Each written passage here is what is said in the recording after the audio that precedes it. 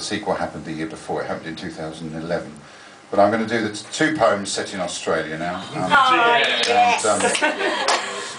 And they're both completely true. I'll dedicate them to Ashley Barnes. Sorry. He was kicked in the testicles. That did not give him the justification of elbowing the Sheffield Wednesday thug in the face. At least if he'd done it, he should have done it in a less obvious way so he didn't get sent off. Anyway, the first one is set in Newcastle, New South Wales in the year 2000. And the second one in Newcastle, New South Wales in the year 2011. They're both completely true. You couldn't make them up.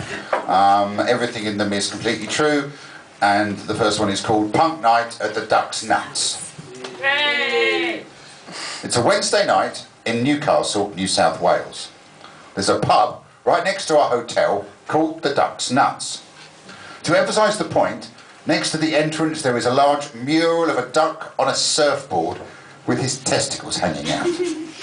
Yes, I know ducks don't have nuts, but this one has.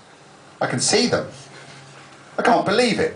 Hey Mick, I say, I can't believe it. There's a pub right next to our hotel called the Duck's Nuts. Look at this mural.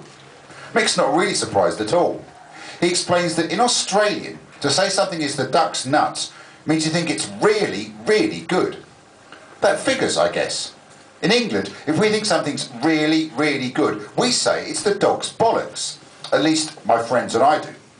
I doubt if the Queen does.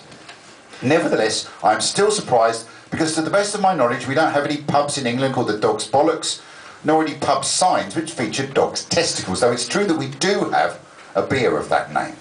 Typical English understatement, I suppose. Anyway, Mick and I have just done a gig at Newcastle University supporting a very famous Australian band called the Whitlams, who sound like Supertramp or Mogadon. We've escaped. It's past midnight, and a beer or two at the Duck's Nuts seems like a very good idea. But there's no dog's bollocks at the Duck's Nuts. In fact, nothing even remotely drinkable for a real ale fan like myself, and the lager I am handed is unspeakable. The hamster's bladder contents, and then some. There is a punk band playing in the corner. The guitarist has spiky hair and a broken hand. They are playing Green Day covers very loudly, and after the Whitlams, they sound absolutely bloody fantastic to me. There are about 20 people in the pub, all of whom are over 60, all of whom are very pissed. To be the youngest person at a gig isn't something that happens to me much these days, but it hardly seems to matter.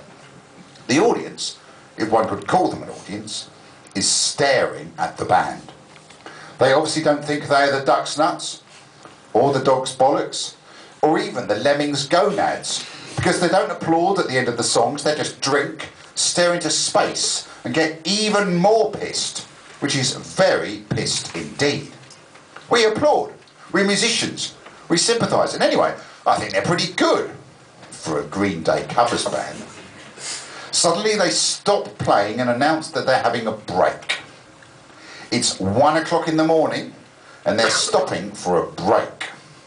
Yes, they've got to do 2 more sets in the middle of the night to 20 semi-comatose pensioners who by now are completely oblivious of their surroundings. I think of the worst gigs I have ever done. There is no contest. I have seen hell. Jean-Paul Sartre was not specific enough. Hell is not other people. Hell is 3 sets between midnight and 3 a.m. to 20 elderly alcoholics in a testicular theme pub on a Wednesday night in Newcastle, New South Wales. Punk night at the Duck's Nuts. Cheers.